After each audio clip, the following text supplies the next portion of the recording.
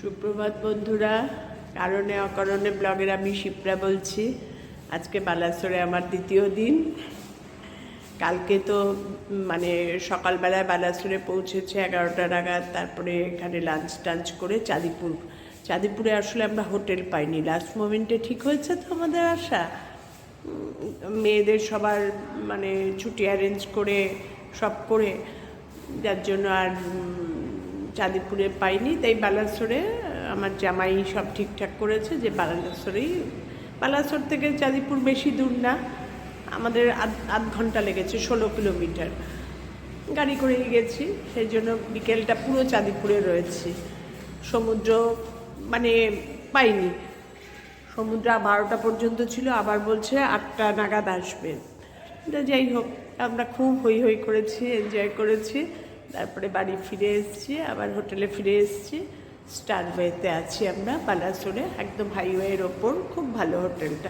এই হোটেলে আরেকবারও এসেছিলাম আমরা, পুরী গেছিলাম যখন গত বছর, তখনও ফেরার পথে সাতকোশিয়া থেকে বালাসোর, সাতকোশিয়া টু কলকাতা অনেকটা জার্নি হয়ে যায়, এতটা ড্রাইভ করা মুশকিল। তখন বালাসোরে এক নাইট হল্ট করেছিলাম।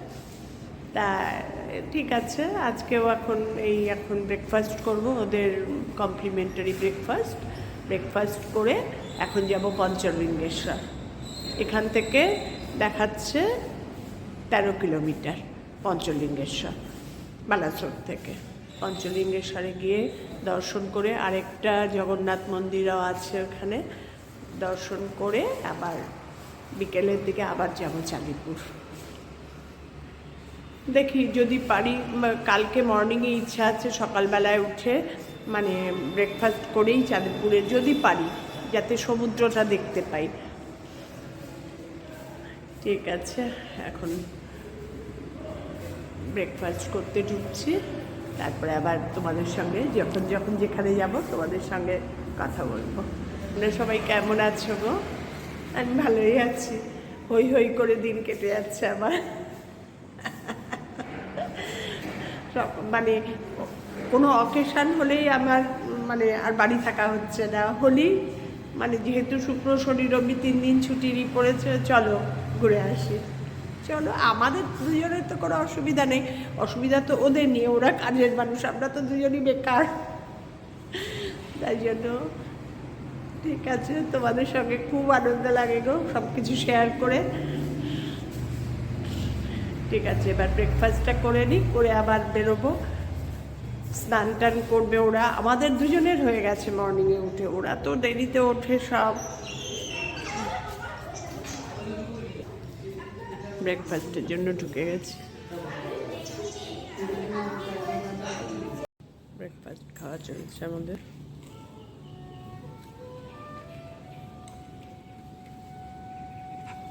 ব্রেকফাস্ট কমপ্লিট হয়ে গেল। আজ এখানে হোলি, এর জন্য সব বন্ধ। আমরা এখন বেরোবো 10টা 11টার আগে তো নাই, এখন বাজে 9:30, 9:30 পৌনে 10টা, 11টার আগে বেরোবো না। তারপরে দেখি কী রকম কি পাই রাস্তাঘাটে। আজ এখানে হোলি তো, যার জন্য চাঁদিপুর সি বিচেও যেতে পারছি না, গেলেই নাকি প্রচণ্ড রং দিয়ে দেবে। পঞ্চলিঙ্গেশ্বরে পৌঁছে গেছি, এখন যাচ্ছি। আরে আমরা 1টার সময় রেডি হয়ে বেরোবো, তারপরে হোটেল থেকে বললো যে একটু পরে বেরোবেন। আজকে এখানে হোলি তো, অবস্থা খুব একটা ভালো না, তাই আমরা বেরিয়েছি প্রায় 3টে, কারণ পঞ্চলিঙ্গেশ্বর আবার 4:30 বন্ধ হয়ে যাবে। তাই বেরিয়েছি, তাই রাস্তায় একদম হাইওয়েতে প্রচুর গাড়ি কম। যাচ্ছি, দেখাই পাহাড়। আগের বার যখন এসেছিলাম আমাদের ব্যাচ ডেতে দুবলাগাদি থেকে পঞ্চলিঙ্গেশ্বর, তখন আমার কর্তা ওঠেনি ওপরে। এবার ওকে বললাম চলো, কি বলতো, পঞ্চলিঙ্গেশ্বরে এই শুরুর রাস্তাটাই যাই একটু কষ্ট, তারপরে সিঁড়িগুলো খুব চওড়া, যার জন্য কোনো কষ্ট হচ্ছে না, খুব একটা ঢালু না, খাড়া না।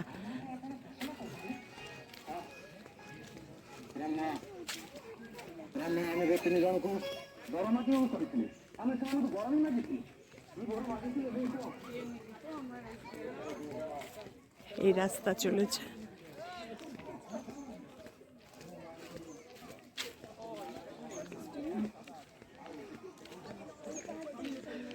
পঞ্চলিঙ্গেশ্বরের ওপরে উঠি, তারপরে আবার তোমাদের দেখাবো।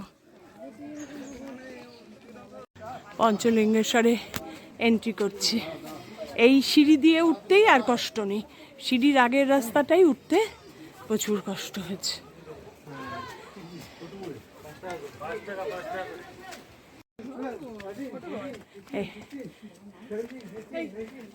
এই যে এরপরের সিঁড়িগুলো আরো চওড়া চওড়া। আর দেখ কয়টুকুটুকু।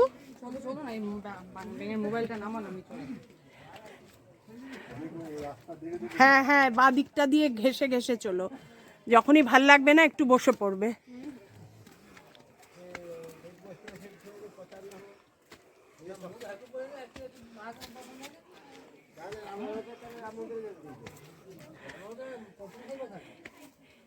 সিঁড়িগুলো দেখো, বেশি উঁচু না আর চওড়া চওড়া। কাউন্টিংয়ে আছে 200টা সিঁড়ি।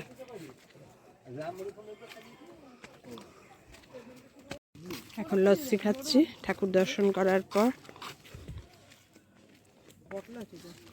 আজকে আর দুপুরে লাঞ্চ হয়নি, সেই মর্নিং ব্রেকফাস্টের পর ঠাকুর দর্শন করব বলে আর লাঞ্চও করা হয়নি। আর দেখি পাচ্ছি না।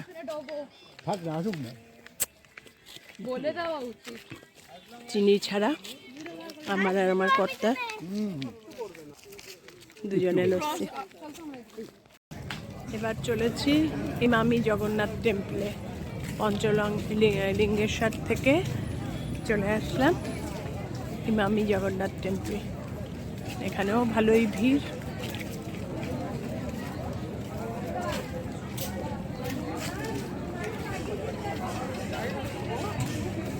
সামনেটা যাই, তোমাদের দেখাচ্ছি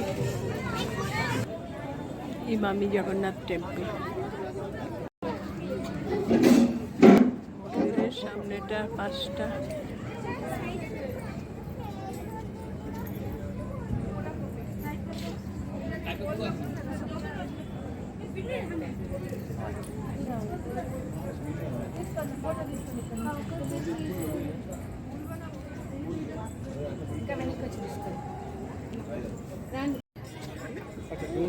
আজকের দিনটা জগন্নাথ মন্দিরের থেকেই শেষ করলাম, তোমাদের সবাইকে দেখিয়ে দিলাম। দেখো কি সুন্দর, নিচটা পুরো কোণারকের টেম্পলের মতন করা। সন্ধ্যা আরতি হচ্ছে। তোমাদের যদি সবার ভালো লেগে থাকে আমার ভিডিও, লাইক কমেন্ট শেয়ার করে দিও, আমার চ্যানেলকে সাবস্ক্রাইব করে নিও। টাটা।